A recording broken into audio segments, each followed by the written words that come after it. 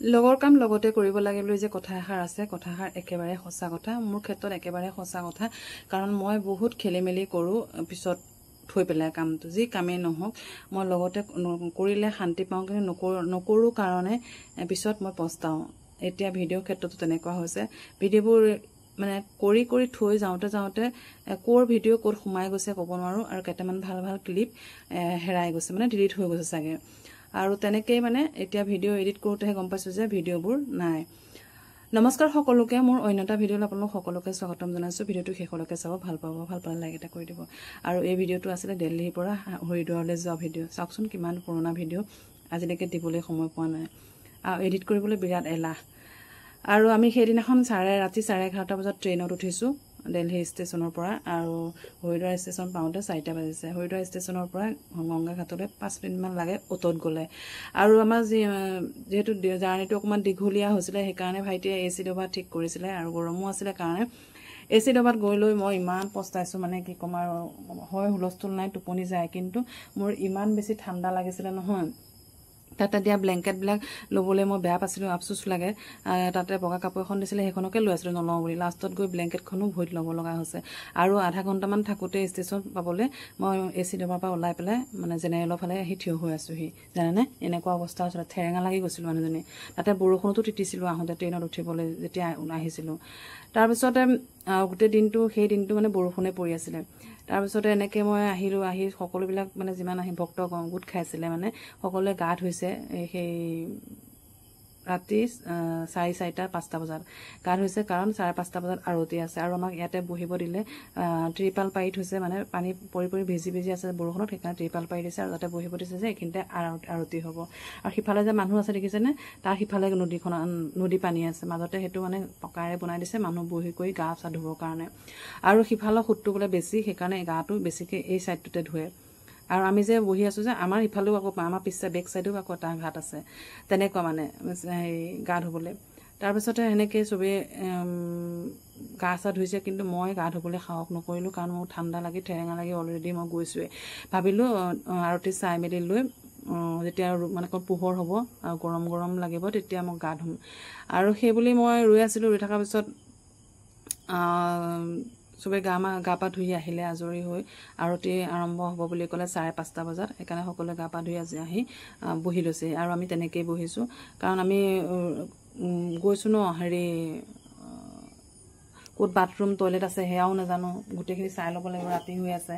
সেইকাৰণে ভাবিলোঁ একে চব বাথৰুম টয়লেট কৰি ভালকৈ মানে তাতে গা চা ধুই আহি গংগাত খালি নিয়মটো কৰিম, সেনেকৈ ভাবিছিলোঁ।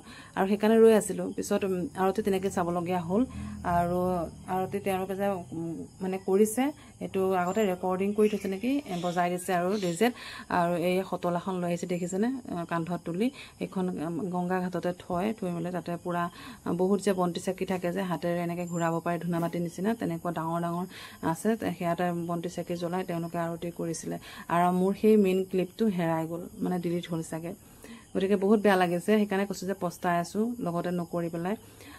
তাৰপিছত আৰতি চালোঁ, আৰতি ধুনীয়াকৈ হ'ল। তাতে তেওঁলোকে আমাক মানে য'ত সেই যে ছাতি নিচিনা বান্ধা হৈ আছে দেখিছে, তাতে মানে পূজা মানে পণ্ডিতসকল বহে, ভাগকৈ চবেই নিজৰ জেগাত বহে। আৰু মানুহে গংগাত মানে চাকি মানে বিসৰ্জন দিবৰ কাৰণে হওক বা ফুল বিসৰ্জন দিবৰ কাৰণে পণ্ডিত এজন লৈ পেলাই নীতি নিয়ম কৰি পেলাই তেনেকৈ বিসৰ্জন কৰে, পইচা দিব লাগে।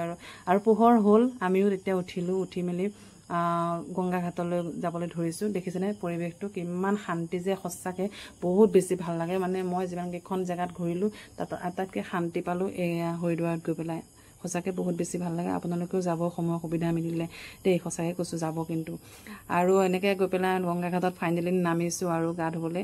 সাহসটো যে কি ক'ম আৰু, মই পানী বুলিলে ক'লে বহুত বেছি ভয় লাগে, নদীয়ে হওক পুখুৰীয়ে হওক যেনেকুৱা পানীয়ে নহওক। কাৰণ মই এবাৰ উমানন্দ মন্দিৰলৈ যাম বুলি গৈ আকৌ ব্ৰহ্মপুত্ৰ পাৰৰ পৰা উভতি আহিছোঁ, মানে মোৰ সাহস নাই ফেৰীত উঠিবলৈ।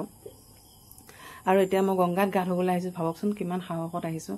আৰু গোটেইজনী একদম মানে কি মানুহৰ নিচিনা হৈ গৈছোঁ। আৰু দেখিছেনে মোক জুবুৰিয়াই গা ধুৱাইছে, কাৰণ মই পানীৰ তললৈ সোমাবলৈ সাহস নাই, মোক ধৰি ঠেলি হেঁচি মানে গা ধুৱাইছে। তাৰপিছত মই ছোৱালী কিমান দৰলৈ মানে অলপ এটা ষ্টেপ তললৈ গৈছে, মই সেই ষ্টেপটো তললৈ যাবলৈও সাহস নাই, মই 2টা ষ্টেপৰ তলতহে আছোঁ। আৰু মানুহবিলাক চাওকচোন ৰেলিংডালৰ গুৰিত আছে কিমান সাহসত। তেনেকৈ গা পা ধুই আহিলোঁ আৰু তাতে পৰঠা খালোঁ হোটেলতে খাই মেলি লৈ পেলাই এইফালে দুটা মন্দিৰ আছে বুলি ক'লে তেওঁলোকে খোজকাঢ়ি যাব পাৰে কিন্তু বৰষুণ হৈ থকাৰ কাৰণে আকৌ আমি উভতিবও লাগিব দেৰি হোৱাৰ কাৰণে ৰোপৱেদি গ'লোঁ 2-3জন মানুহ মিলাই 1500 নে 1600 1200 কিবা এটা লৈছিলে আৰু পাহৰিলোঁ ল'লে তাৰপিছত আমি এনেকৈ ৰোপৱেদি গ'লোঁ তাতে মনসা মন্দিৰ আৰু চণ্ডীমা মন্দিৰ আছিলে তাতে মন্দিৰবিলাকত গ'লে কিন্তু একে সোমোৱাৰ লগে লগে আপোনালোকৰ লগতে আকৌ ওলাবই দিয়ে একো কৰিব নাখায় সেৱা কৰিব লাগে আৰু বাছ পঠিয়াই গ'লোঁ আৰু গৈ পেলাই এতিয়া ঘৰমুৱা হৈছোঁ এই ঘৰলৈ আহিবৰ কাৰণে ওলাইছোঁ সেয়াই আৰু ভিডিঅ'টো বহুতকেইটা ভাল ভাল ক্লিপ নাইকিয়া হৈ গ'ল চণ্ডীমা মন্দিৰত কৰা ভিডিঅ'